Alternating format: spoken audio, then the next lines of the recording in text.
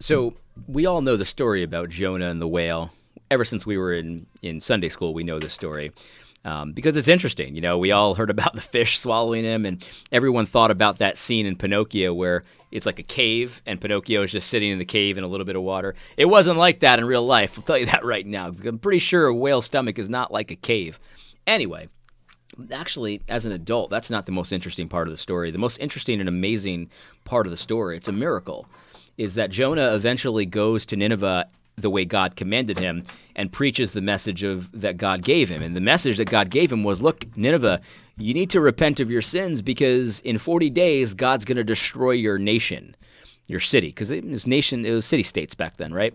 So Nineveh is going to be overthrown because of your violence, your wickedness, your crimes against God, your sin against God. And so Nineveh, this is the most amazing part. Like, the people hear the message of Jonah, and they believe it.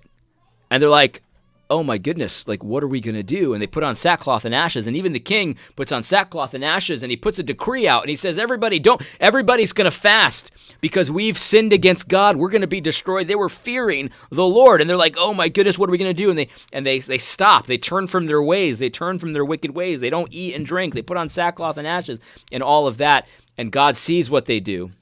He sees what they do, that they turn from their evil way.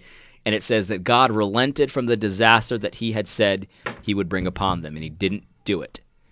And so God sees their repentance, and he doesn't destroy them. Now, it was temporary, because if we read the rest of the Bible, you know that eventually God does destroy Nineveh, but he didn't do it in 40 days because they stopped what they were doing. They stopped in their tracks. And this is the moment that I think the United States is in right now. I'm not saying I have a word from the Lord on this, but what I am saying, though, is if you look at the scriptures and you look at what God judges nations for, the United States of America is doing the things that God judges nations for. We're killing our babies. There's violence in the streets. There's rampant sexual immorality and all kinds of stuff. And the reality is that this upcoming election is a pivotal moment for our country.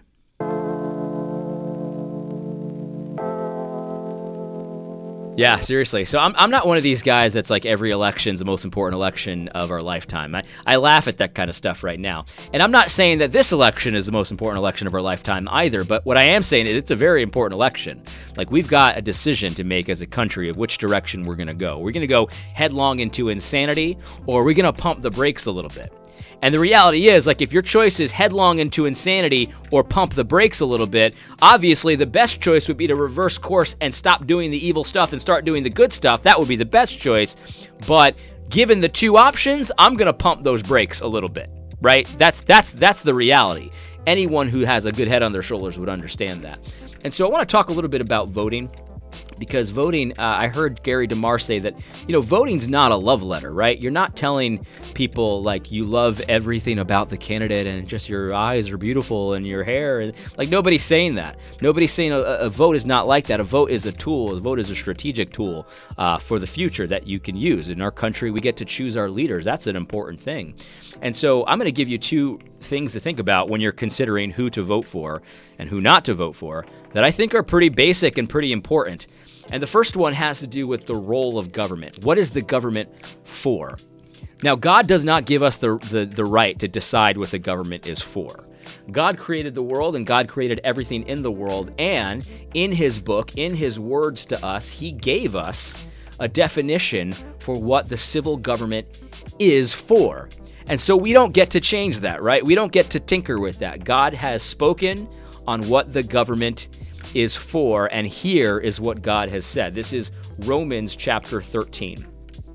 He's talking to us about being subject to the civil governing authorities, right? So here's what it says. Let every soul be subject to the governing authorities. For there is no authority except from God, and the authorities that exist are appointed by God. So this is God claiming, I've decided what authorities are legitimate. I've appointed those authorities. He continues. He says, therefore, whoever resists the authority resists the ordinance of God, and those who resist will bring judgment upon themselves. So again, he's grounding the authorities that exist in our world in himself. I've given the authority, God says, and so if you resist the authority that I've appointed, you resist me. Here, see, he continues. He says this. He's giving us this is what the government is for, according to the creator of the universe. He says, "For rulers are not a terror to good works, but to evil. Do you want to be unafraid of the authority? Do what is good, and you will have praise from the same. For he is God's minister to you for good. But if you do evil, be afraid, for he does not bear the sword in vain, for he is God's minister, an avenger to execute wrath on him who practices evil. Therefore, you must be subject, not only because of wrath, but also for conscience sake. For because of this, you also pay taxes, for they are God's ministers, attending continually to this very thing. Render therefore to all their due.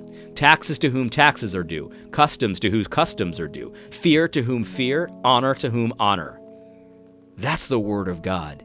He gives us so much information there about what government is for. He calls government a servant of God. A deacon is the literal word. A deacon of God. That's what the civil government is. The authority that they have comes from God. They're God's servant. Why are they God's servant? What are they supposed to be serving? They're supposed to be serving justice, vengeance upon evildoers. Vengeance upon evildoers.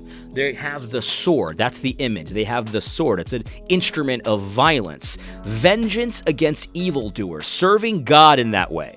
That's what the civil government is for. And he also says, this is why you pay taxes, for that purpose. Your taxes are for that purpose, for the government to execute vengeance upon evildoers.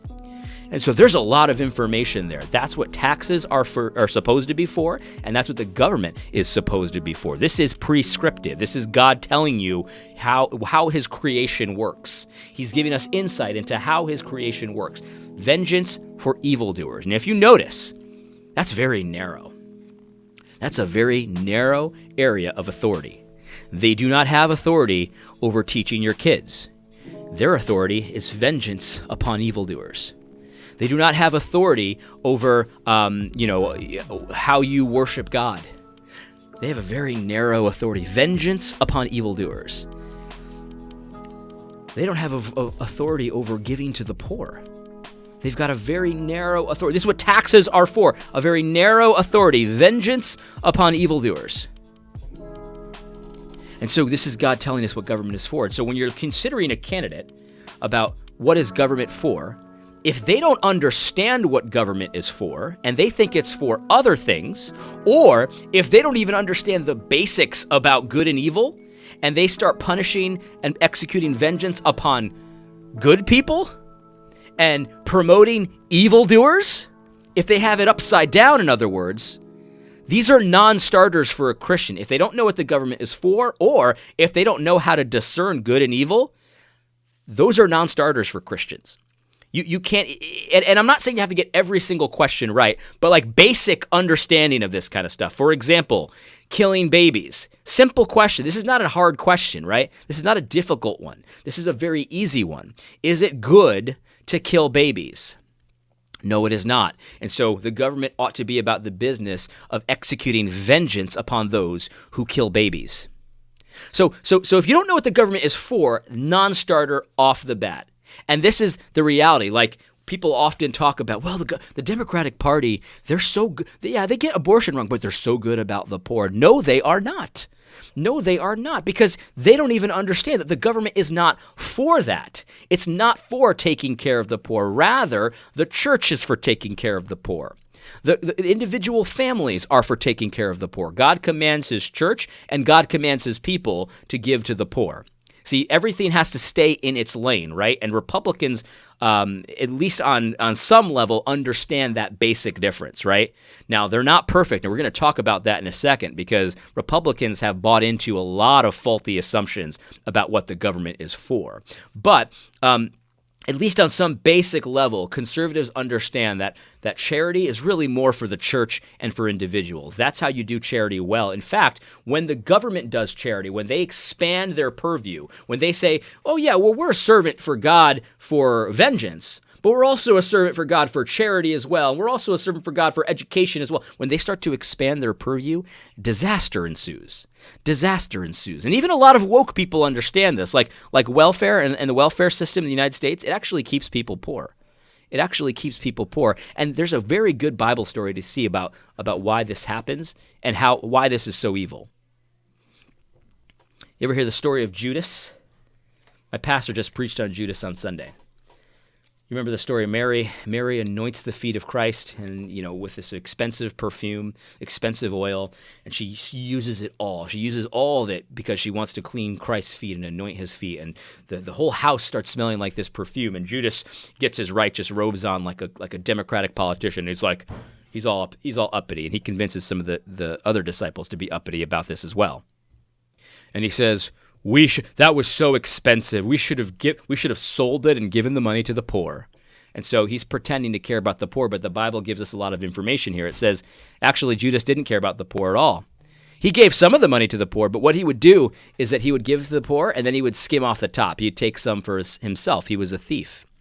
And then we look at our Democratic politicians who supposedly care about the poor so much, and we look at what kind of money they give to the poor, and typically it's very little. Obama was embarrassingly low how much money he gave to the poor.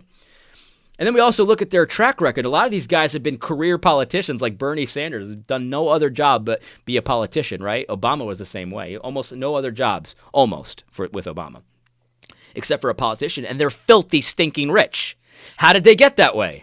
How did it happen? All these Democratic socialists that have done nothing but work for the government, they're filthy, stinking rich. How did it happen? Well, because they're like Judas.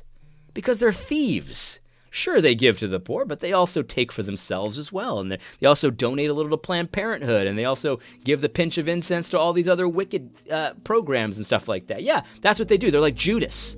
Right? And so when the government takes control of charity, when the government takes control of education, it's a disaster. It keeps people poor. It keeps people subservient. It keeps people needing them, always looking for that handout. But that's not how it works with Christ's church and with individual charity. You see, conservatives often give a lot of money to the poor. And I'm not going to tell you about my own personal giving to the poor because then I lose my reward. I'm not going to do that. But you guys should know, conservatives often talk to each other about how to donate their time and money, how to serve the poor and things like that. And it's much easier to give to the poor in a godly way because when somebody comes to me that I know in my personal life and says, man, I don't have money for rent this month, I can give him money for rent that month, but then I could also work with him and say, hey man, what do we got to do in order to be not in this situation ever again? Because I'm sure you don't want to be in this situation ever again asking for rent. So let's talk about your budget. Let's talk about your life. Let's talk about what's going on. And let's do this, man. Because I understand, the Bible commands upon me, if they don't work, they don't eat. So I can't give to someone who's not working, right? The government doesn't understand such things. The government is not working as a servant for God in that way, because if they were, they would stay in their lane and not even be involved in charity. So non-starter, if you don't know what the government is for, non-starter. But let's just be honest here for a second. The Republicans aren't perfect. They're just not. They're not ideal. You know what I mean? Because the Republicans have bought into a lot of liberal nonsense over the years. The Republican Party is people always talk about this. They're like the slower liberal party. They're just a little bit behind the liberals on almost everything. One way to really drive this point home is this screenshot that I've seen making the rounds about Biden's tax policy versus Trump's tax policy. And this is about tax rates and stuff like that. So this guy kind of heard everything and has looked at everything. And here's what he says about the different differences in the tax rate. So we got corporate taxes first. Trump wants them to be about 21%, Biden 28%. Income and payroll taxes. Trump wants them to be about 37%, Biden at 52%. My goodness gracious. Unreal. Small business taxes. Trump wants them to be about 30%, Biden at about 40%. Capital gains and dividend taxes. Trump wants them to be about 24%, Biden about 44%. So in every area, Trump wants them to be lower than Biden, sometimes far lower than Biden. But the reality is that all of these taxes are way too high. They're way too high, and we know this because, here's the thing. I believe that pretty much taxes should be very, very low, like less than 1% probably. But even if you don't agree with me on that, you have to understand that anything at 10% or higher is tyranny. The Bible gives us a clear word on this. Samuel talks to the people about they're asking for a king, and he says that one of the curses of the king is going to be they're going to take 10% of your stuff, right? 10%. And he didn't just invent that number out of the blue. That was the tithe, right? So what the prophet of God is saying is that if a government takes what God takes as the tithe, that's tyrannical. That's evil, because no government is worth what God is worth, right? So if God only takes 10%, the person that has the audacity to take 10% or more is essentially setting themselves up as God, right? You'd have to at least agree that the line has to be 10% at this point. You'd have to agree. The government does not need 10% in order to execute vengeance upon evildoers. You see, the government needs that more money the same way Judas needed more money for the poor. You see what I'm saying? The same way Judas needed more money for the poor. Not really because he cares about the poor, but because he's stealing from you. That's why. He's a thief. The government is a thief. And so I can look at all these tax rates and say, these are all way too high, right? But here's the second principle when you're looking at voting. Like, what are the differences between the candidates, right? We can all agree that if the tax rates should be much lower than they are right now, even though we don't want to end up at Trump's tax rates, these are way better. It's way better to be stolen from less than more. So if Biden wants to steal 50% of your income, it's better if somebody only takes 40% of your income. It's not good. It's not ideal. It's not what I would want. But if you're looking at the differences, because let's just be honest, it's going to be Trump or Biden. That's our next president, Donald Trump or Joe Biden, or I guess Kamala Harris as well. It's going to be one or the other. And so if you're looking at who's better, clearly getting less of your money stolen is better than having more of your money stolen. Having more money to give to the poor and to invest in your own businesses and to take care of your family with is better than having less money to do that with. And so we can understand that voting for Trump is not the end result. It's not pure justice. It's not the best thing ever, but it's way better than voting for Biden, who's going to take more of your money, who's going to be more tyrannical, who's going to be more upside down, who's going to expand the government into lanes that it has nothing to do with even more. It's going to be more unjust of a system with Biden than with Donald Trump. It's the same thing with abortion, by the way. I don't have any delusions that Donald Trump is going to end abortion in the next 4 years. It would be great if he did, but I just don't think it's going to happen. But I'll tell you what, the things that he's done when it comes to abortion and judges and stuff like that the last 4 years have been way better than what it would have been had we had Hillary Clinton elected. And I'll tell you another thing, someone who wants to limit abortions, I might not agree with him on the goal of limiting abortions. I think he should be ending legal abortion. With one stroke of a pen, he should be doing it, that kind of thing. But it's far better than people who want to expand abortion and maybe even are kicking around the idea of killing babies that have exited the womb. And, they're not wanted, so just let them die. Like that's so insane, guys. We have to understand, that's psychotic. Joe Biden is psychotic on abortion. He doesn't respect babies' lives at all.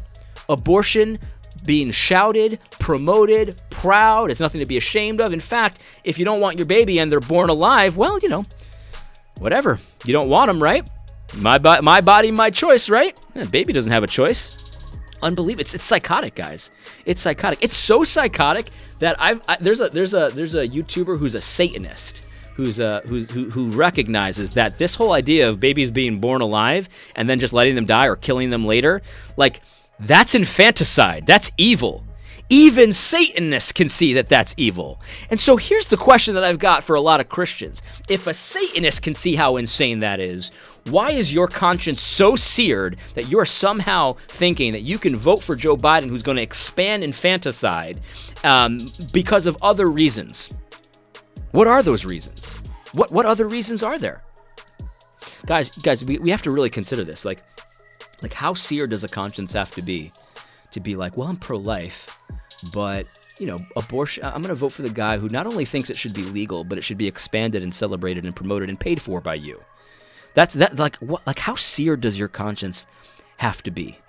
It's a serious question. I sincerely worry for professing Christians who are planning on voting for Joe Biden. They're doing nothing to slow abortion down, nothing. And they would say, well, yeah, but, economics, there's economic conditions and comprehensive human flourishing. And so I think Joe Biden's better on charity and welfare and stuff. And so that's going to limit abortion. No, it's not. Because James says that people don't kill for that reason. People kill because they are covetous. And the reality is when you give people money that the government is not supposed to be giving and not supposed to be taking from anybody, that does nothing to limit covetousness. It simply doesn't. And furthermore, the government's not even for that. The government's not even for that. The Democrats don't do better on poverty and charity and stuff like that. The Democrats don't do better because if you're going to tell me that the Democrats do better on charity and poverty, then what you're saying is Romans 13 is actually wrong about this. No, the government's actually for more than vengeance. It's for more. In fact, it's for charity as well. That's what the government's for. No, that's a non-starter. That's evil. That's wicked. That's vile. That's not how a Christian should think about this at all. So here's the rub, guys. So if your candidate doesn't understand even at the basic level what government is for, that's a big problem. That's a non-starter. And then when you compare the candidates, when you compare what the candidates are going to do, when you look at the differences, right? You look at the differences between the two. There's a lot of very good reasons to vote for the better of the two, even though both of them are wrong in situations like taxes, in situations like charity and welfare and stuff like that, in situations like abortion. Look, it can't be our goal to just limit abortions, right? That can't be our goal. We need to criminalize abortion. That's what justice is. We need to criminalize abortion, and it needs to be a death penalty offense. That has to be the goal. But along the spectrum of getting to that goal, we have to also make the plays that take us there step by step, right? Yeah, take us there step by step. And one of those plays can't be steal from the rich and give to the poor. One of those plays can't be vote for someone who is so seared in his conscience that he thinks a baby born alive should be left to die if the parent so wills. Christians, I have to ask you, Jonathan Lehman, Tim Keller, all these guys that are trying to soothe your conscience to vote for Joe Biden, I have to ask you, what has happened to your conscience? How have we come to this place? Because the thing is, you guys know the argument, right? Like, you would not put up with someone in your church voting for the Ku Klux Klan party. You would not promote someone who's voting for David Duke for president. You would not put up with it. You wouldn't put up with someone who's voting for the Nazi party in the upcoming election. You wouldn't put up with it. And you know why you wouldn't put up with it? Because some sins and some crimes are so vile that you can't even put up with it at all in the church. The church cannot syncretize with it. You cannot have a Christian witness and also be promoting that kind of an evil. And so I ask you, how has your conscience become so seared that killing babies is not one of those issues? The Democratic Party is centrally about killing babies. Centrally. All you have to do to know this is look at the pushback and the blowback about the Amy Coney Barrett nomination, right? This is what they talk about. They're always talking about the woman's right to choose. This is what the Democratic Party is all about, and it's connected to all of their other stuff because their tax rates and all that stuff, it's all to get you to pay for their human sacrifice. How has your conscience become so seared that you seek to placate liberals? You seek to comfort liberals in doing their wickedness. How have we come to this place where you're talking big and bad about yesterday's battles, but today's battles you cower in fear over? What has happened to your conscience? It's not a good sign. And I urge you to find your balls, man.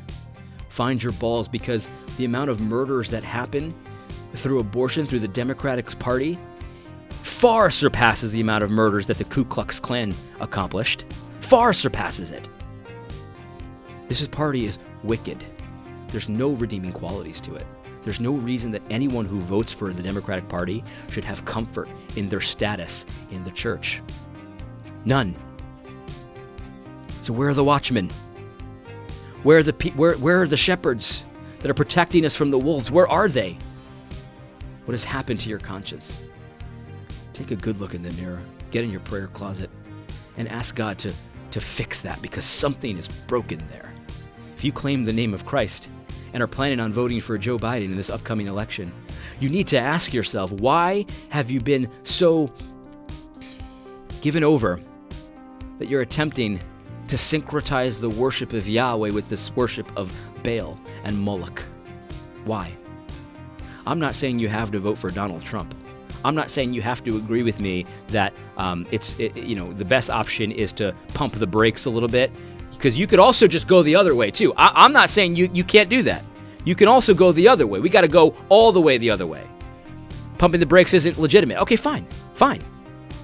But what's definitely not legitimate is hitting the gas pedal as you're heading to disaster. That's definitely not legitimate. That's not what Nineveh did. That's not what we should do. Brothers, I beg you, find your conscience. Start this process now. It is illegitimate to vote for Joe Biden in this upcoming election. There is no excuse, none. There are no redeeming qualities to the Democratic Party, but even if there were, even if their economic policy was good, which it definitely isn't, it does not counterbalance the vile wickedness of infanticide, legalized and promoted and paid for infanticide. Christians, find your conscience, find your balls, and do the right thing. I hope you found this video helpful. God bless.